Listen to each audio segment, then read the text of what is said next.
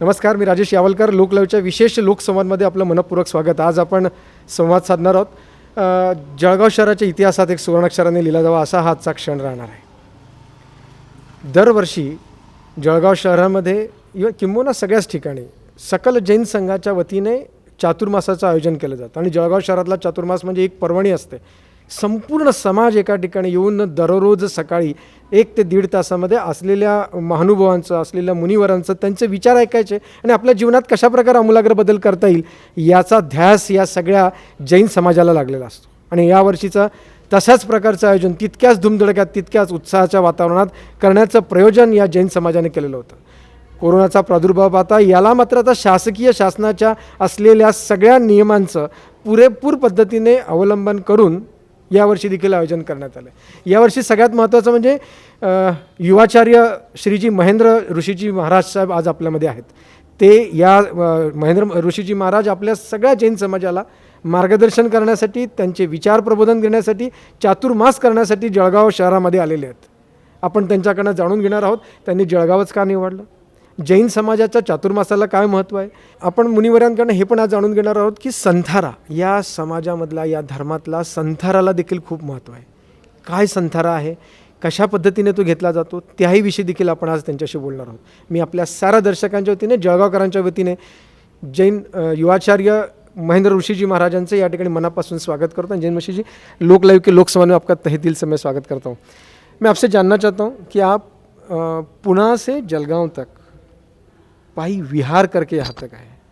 आपने जलगांव ही क्यों चुना ये साल अपना चातुर्मास करने हेतु? आचार्य सम्राट पूज्य गुरुदेव आनंद ऋषि जी महाराज, इनके प्रति अत्यंत श्रद्धा, भक्ति, आस्था रखने वाला, इनसे बहुत जुड़ा हुआ ऐसा जलगांव संघ, हमारे श्रमण संघ के वर्तमान आचार्य ध्यान योगी आत्मज्ञानी डॉक्टर शिव मुनि जी महाराज साहब का 20 वर्ष पूर्व जलगांव प्रवास का एक सुखद अनुभव, एक आध्यात्मिक अनुभव, इन दोनों कारणों से हमारा इस वर्ष का चातुर्मास जलगांव में हो, ये हमारे आचार्य सम्राट डॉक्टर शिव मुनि जी महाराज साहब ने हमारे लिए निर्देश दिया, आज्ञा दी. और हमने भी इस चतुर्मास में अपने जैन समाज की जो एक यहाँ जलगांव संघ में धर्म के प्रति आस्था, धर्म के प्रति रुचि और धर्म की जिज्ञासा और धर्ममय जीवन की एक तरह से इनके भीतर रही हुई इन संस्कारों की चीज़ों को देखकर आचार्य श्री से इस संदर्भ में आज्ञा ली कि हम इस वर्ष यानी 2020 में जलगांव चातुर्मास करेंगे. जलगांव मात्र स्वर्ण नगरी नहीं है तो जलगांव धर्म नगरी भी है. ये हमें अपने अन्य संत सती जी के अनुभव से मालूम था. हम यहाँ के कई श्रावकों को जानते थे और यहाँ का जैन समाज पिछले 6-7 वर्षों से निरंतर यहाँ हमारे चतुर्मास के लिए प्रयासरत था. इन बातों को ध्यान में रखते हुए हमारा चातुर्मास के लिए जलगांव में आने का निश्चित हुआ. हम लोगों ने पूना से विहार किया, पूना से अहमदनगर, औरंगाबाद, जालना होकर के हम लोग 40 गांव पहुँचे और हमारा मानस यही था कि हम जलगांव चातुर्मास के बाद पुनः एक बार जो है खानदेश के छोटे छोटे क्षेत्रों को, जहां हमारा मात्र जैन समाज नहीं तो जहां हमारा एक धर्म के प्रति आस्थावान ऐसा श्रद्धालु वर्ग रहता है, उसमें जैन जैनेतर ये भेद नहीं होता है. जिनकी संतों के प्रति, जिनकी सात्विकता के प्रति, सात्विक जीवन के प्रति और उच्च आदर्श पारंपरिक मूल्यों के प्रति आस्था है, ऐसे समस्त वर्ग से संवाद करने के लिए ये हमारी विहार यात्रा एक माध्यम होता है. तो हमारा मन था कि हम मार्च एंड में जब 40 गांव पहुंच गए तो उसके बाद छोटे छोटे क्षेत्रों को आसपास के वहाँ विचरण करते हुए, वहाँ से होते हुए जलगांव में आए और जलगांव के सभी उपनगरों में घूमकर फिर चातुर्मास के लिए पहुँचे, क्योंकि चातुर्मास ये तो एक सीमित समय के लिए होता है, लेकिन उससे पूर्व अगर हम सभी लोगों से एक बार संवाद कर लेते हैं तो हमारी बात उन तक पहुंचाने में, हमारी बात यानी कोई व्यक्तिगत बात नहीं होती है, हमारी जो बात है वो हमारे तीर्थंकर भगवान महावीर द्वारा आगमों में कही हुई बात, हमारी बात यानी हमारे गुरुओं से हमने सीखी हुई बात, हमारी बात यानी हमारे आज तक के विचरण में अनुभव में आई हुई बात, ये बात सभी तक पहुँचे, इस उद्देश्य को लेकर हम जलगांव तक आने के लिए और खानदेश विचरण के लिए उत्सुक थे। कोरोना के कारण हमारा 40 गांव में अधिक वास्तव्य रहा, फिर अन्य क्षेत्रों में न घूमते हुए हम जलगांव में आए हैं और यहाँ का समाज, यहाँ की नारी शक्ति हो, मातृशक्ति, यहाँ की युवा शक्ति हो या यहाँ के बाल गोपाल हो, यहाँ के बुजुर्ग श्रावक हो, सभी में धर्म आराधना के प्रति बहुत लगन और उत्सुकता है। इसी को लक्ष्य लेकर आए हैं और हम पिछले 8 दिन जैन हिल्स में थे। वहाँ हमने अपने स्वाध्याय साधना आदि के द्वारा इस प्रकार से अपने आप को एक बार व्यवस्थित करके फिर जलगांव शहर में प्रवेश किया है। निरंतर समय समय पर सारी व्यवस्थाओं को, प्रशासन की व्यवस्थाओं को ध्यान में रखकर जनता दर्शन का, संवाद का, आशीर्वाद का लाभ ले रही है और बहुत प्रसन्नता है। अब चातुर्मास की जो कार्यक्रम होते हैं उन कार्यक्रमों को किस तरह से आगे संचालित किया जाए, इसके लिए संघ के सभी कार्यकर्ता खूब तन मन धन से प्रयत्नशील है। उनकी व्यवस्थाओं के अनुसार हम चातुर्मास के कार्यक्रम करेंगे। इसके साथ साथ जैसे अपनी बात हुई कि जैन धर्म ये एक तरह से समस्त सात्विक जीवन जीने वालों की एक तरह से जीवन शैली है। जैन धर्म यानी कोई एक परंपरा, जैन धर्म यानी कोई एक मात्र क्रियाकांड नहीं है। जैन धर्म ये एक उच्च स्तरीय वैज्ञानिक जीवन शैली है। जो इसे अपनाए वो निश्चित रूप से अपने जीवन में कई प्रकार की समस्याओं से मुक्त हो सकता है। जैसे वर्तमान कोरोना की समस्या आई है, अब ये जागतिक वैश्विक महामारी का रूप लिए हुए है, लेकिन इस वैश्विक महामारी में जो उपाय WHO ने, वर्ल्ड हेल्थ ऑर्गेनाइजेशन ने बताए हैं, उसमें सबसे पहला उपाय दिया है कि आप अपने चेहरे को कवर करो। और जैन धर्म ने ये आज से 2500 वर्ष पहले कह दिया कि आपको अगर माइक्रोबायो यानी सूक्ष्म जंतुओं की, सूक्ष्म जीवों की भी रक्षा करनी है तो उसके लिए अपने मुंह पर इस प्रकार से आवरण रखना जरूरी है, जिसे हमारे यहाँ पारंपरिक रूप से मुँह पट्टी या मुख वस्त्रिका कहा जाता है। कई लोग इसको मजाक के रूप में कहते थे, मराठी में जैसे हम कहते हैं कि बैलों को वगैरह मुस्कियाँ बांधी जाती हैं, तो कहते थे कि ये क्या बांध के घूम रहे हैं। लेकिन आज वे ही लोग बड़े ही शान से और बिल्कुल बिना भूले अपने मुंह को ढक करके अपने व्यवहार कर रहे हैं। ये जैन धर्म हमने इसीलिए जब इसको समझा कि इसमें जो तत्व है, चाहे वो रात्रि भोजन त्याग का हो, चाहे वह उपवास आदि तपश्चर्या का हो, चाहे वह अपने इंद्रियों के संयम का हो, ये एक तरह से जैन धर्म के संस्कार ये हमारे जीवन को स्वस्थ जीवन, आनंदित जीवन रखने वाला है। इसलिए इसके तत्वों से हमारी युवा पीढ़ी परिचित हो, इसके तत्वों से हमारा संपूर्ण जन समाज परिचित हो, इस भावना से हमारा आना हुआ है। हमें बड़ी प्रसन्नता है कि ऐसे समय में एक जागृत ऐसे प्रसार माध्यम की भूमिका निभाते हुए लोकलायु के द्वारा आप जनता तक हमारे भावों को, हमारे विचारों को पहुंचाने के लिए यहाँ पर आए हैं। आपके प्रति हम कृतज्ञता व्यक्त करते हैं। और उसी के साथ साथ आपने एक बहुत सुंदर बात रखी थी, एक बहुत अच्छा मुद्दा उठाया था कि संथारा ये संलेखना जैन धर्म की एक बहुत महत्वपूर्ण साधना है।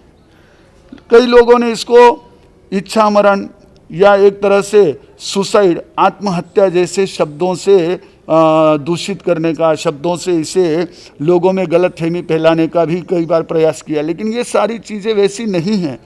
हमारे यहाँ समाधि मरण या संथारा का स्पष्टतः अर्थ है कि जब व्यक्ति जीवन के उस पड़ाव पर पहुंच जाए कि जहां उसे कोई भी उपाय अब शरीर को सुरक्षित या शरीर को जीवित रखने वाले नहीं हैं, ऐसे समय में वो शांत भाव से मन में बिना किसी प्रकार की बाहरी जगत की आसक्ति रखे हुए समभाव पूर्वक उस घड़ी का स्वागत करे, मृत्यु को एक तरह से भय न रख करके महोत्सव माने, तो एक नए जीवन की शुरुआत माने। जैसे गीता में भी कृष्ण ने कहा कि जीर्णानि वासांसि यथा विहाय, जैसे पुराने कपड़ों को छोड़कर नए कपड़ों को व्यक्ति धारण करता है, वैसे आत्मा इस शरीर को छोड़कर अन्य शरीर को धारण करने वाली है। तो हमारे मृत्यु को समापन न मान करके नए जीवन के स्वागत का क्षण मानकर उसमें आनंदित प्रसन्न रहने का, समाधि में रहने का, शांत रहने का, ऐसा यह एक साधना का उपाय समाधि मरण है। तो संथारा समाधि मरण को हम सही अर्थों में लेकर के उसके द्वारा जितने आनंद से जीवन को जी रहे हैं उतने ही आनंद से उस घड़ी का भी, क्योंकि वो कोई नहीं टाल सकता, जो भी जन्मा है उसकी मृत्यु अवश्यंभावी है। एक पंक्ति जो हमारे गुरुजी कहा करते थे, वृक्ष जो फलते नहीं तो फल कभी धरते नहीं, जन्म जो धरते नहीं तो हम कभी मरते नहीं। जन्म के साथ मृत्यु है, इस शाश्वत सत्य को स्वीकार करना यानी समाधि मरण है। संथारा है, संलेखना है। शब्दार्थ ये है, संथारा यानी बिस्तर, ज्याला आपण मराठीतून म्हणतो मृत्यू शय्येवर पडलेला माणूस, तो संथारा यानी शय्या, संलेखना यानी कृषि करना, अपने कषायों को, अपने आसपास में रही हुई सारी जो जमा की हुई चीज़ों को उनको हटा करके अपने आप को पतला करना। जैसे एक्स्ट्रा चर्बी हटा करके आदमी स्लिम बनता है, वैसे अंतिम समय में जिंदगी भर जो बोझ इकट्ठा किया है उसको दूर करके हल्का होना यानी संलेखना है। समाधि मरण यानी समभाव पूर्वक जाना। सुसाइड में व्यक्ति बड़े संत्रस्त अवस्था में मृत्यु को प्राप्त करता है, संथारे में व्यक्ति शांत भाव से मृत्यु का स्वीकार करता है। तो संथारे को हम अपने इस जीवन की एक अंतिम साधना के रूप में अगर मानते हैं तो निश्चित रूप से हमारा ये जीवन भी एक तरह से महोत्सव के रूप में और मृत्यु भी महोत्सव के रूप में हो सकती है। जैन धर्म के अनेक ऐसी साधनाएं जिनके द्वारा हम जीवन को परिवर्तित कर सकते हैं, हम अपने जीवन को सुंदर बना सकते हैं, सत्यम शिवम सुंदरम बना सकते हैं। ऐसे तत्वों की चर्चा के लिए ये चातुर्मास नहीं तो पंचमास है, अधिक मास है, वर्षावास इसको कह सकते हैं, पर ये 5 महीने वाला अधिक मास इसमें आया है। तो यहाँ का हमारा वास्तव्य आप सभी के साथ संवाद वाला बनेगा। हम कोशिश करेंगे कि जैन धर्म के उच्च मूल्यों से आपको भी परिचित कराए। आज पुनः आप सभी ने इस तरह से जो इन बातों को प्रेम से सुना उसके लिए आपके प्रति भी कृतज्ञता। आपके वक्तव्य के अंदर ऐसे एक जिक्र किया कोरोना के बारे में, आप इस कोरोना को किस तरह से देखते हो?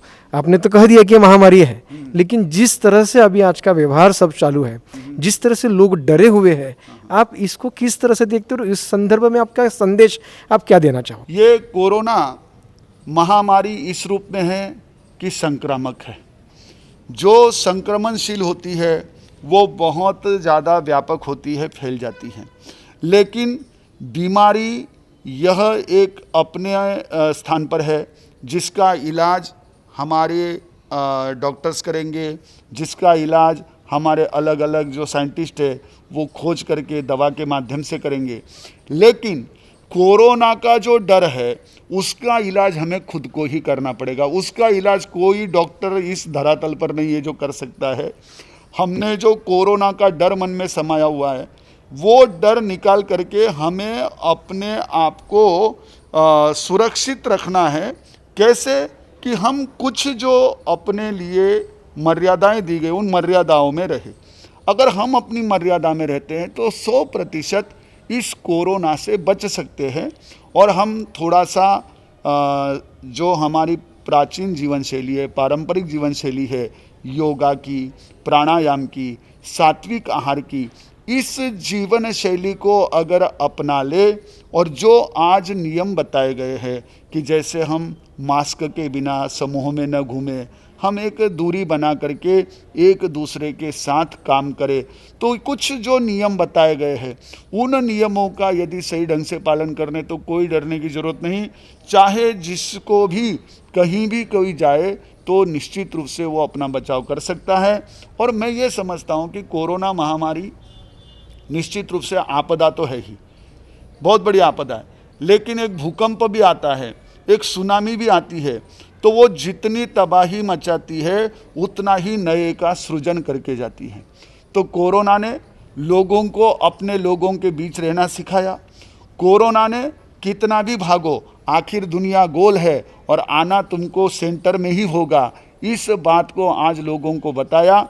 और उसके साथ साथ लोगों को अपने परिवार का, अपने घर का और अपने भीतर में रहे हुए उस प्रकार की एक जीवन शक्ति का महत्व समझ में आया है।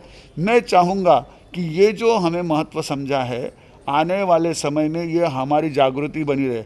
ऐसा न हो कि थोड़े दिन के लिए तो हम सावधान रहे और फिर हम बिल्कुल गाफिल हो गए, हम असावधान हो गए और फिर हमारे ऊपर आकर के कोई नई आपदा ये करे और ज़्यादा ये करे। तो हम सावधानी बनाए रखें। हम अपने आप को आज जो एक तरह से पारिवारिक, व्यक्तिगत और व्यावसायिक इन सभी स्तरों पर सीमा में, मर्यादा में जीना सीखे हैं, कुछ अपने लोगों के साथ समय बिताना सीखे, इसमें जीना सीखे। और एक सबसे बड़ी बात जो मैंने अभी कहीं पढ़ी हुई थी और मुझे वो समझ में आई कि इस कोरोना की महामारी से भी बड़ी महामारी इस समय में अगर कोई लगी है तो वो डिजिटल बीमारी है। कोरोना महामारी के कारण बाहर जाना नहीं और घर में दिन भर बैठे रहना है, तो आदमी सोचता है क्या करे, बोर हो रहा है, तो वो कंप्यूटर पर लग गया, वो मोबाइल पर लग गया, वो इंटरनेट से लग गया और वहाँ काम की बजाय बिना काम की बातें ज़्यादा कर रहा है, वो गेम्स में, वो वीडियोज़ में उलझ रहा है और ये एक तरह से उसके दिमाग में निगेटिविटी भर रहे हैं, उसके दिमाग को विकृत बना रहे हैं। तो हमें कोरोना की बीमारी से ज़्यादा इस डिजिटल बीमारी से बचना है। अगर कोरोना के कारण आप बाहर नहीं जा सकते हैं तो बजाय हम ज़्यादा मोबाइल या टीवी के उपयोग के अगर अच्छे पुस्तकों के, साहित्य के वाचन और अच्छी चर्चाओं के साथ अपने समय को गुजारेंगे तो यह हमारा समय और अधिक सार्थक हो सकता है। हम इस कोरोना महामारी में अपने आप को डर से बचाए और डर से बचाने का सबसे बड़ा अगर कोई महत्वपूर्ण ऐसा हमारे लिए उपाय है तो हम अपने आप को नियमों के मर्यादा में रखें। जो आप चतुर्मास की जगह पंचमास करने वाले हैं, हाँ जी, तो उस दरम्यान उसका महत्व कैसा रहता है और किस तरह के आप संदेश सभी समाजों को देने वाले हैं? इस चतुर्मास को चाहे वैष्णव परंपरा हो चाहे जैन परंपरा हो, ये एक तरह से धर्म साधना के लिए सबसे महत्वपूर्ण समय माना जाता है, क्योंकि ऐसे समय में जो वैवाहिक या सामाजिक ऐसे कार्य है वो कम होते हैं और आदमी ऐसे समय में यदि धर्म साधना वो चाहे तप के रूप में होती है, उपवास, बियासन, एकासन, आयम्बिल, बेला, तेला आदि तप है, और अपने जो विशेष दिन आते हैं, महापुरुषों की जयंती है, ऐसे प्रसंग आते हैं, या फिर पर्युषण पर्व हमारे आएंगे, या फिर अन्य वैष्णव परंपरा में जैसे कृष्ण जन्माष्टमी ऐसे प्रसंग आएंगे। ऐसे प्रसंगों पर हम अधिक से अधिक भक्ति के साथ, अधिक से अधिक साधना आराधना के साथ इस चातुर्मास समय को व्यतीत करें।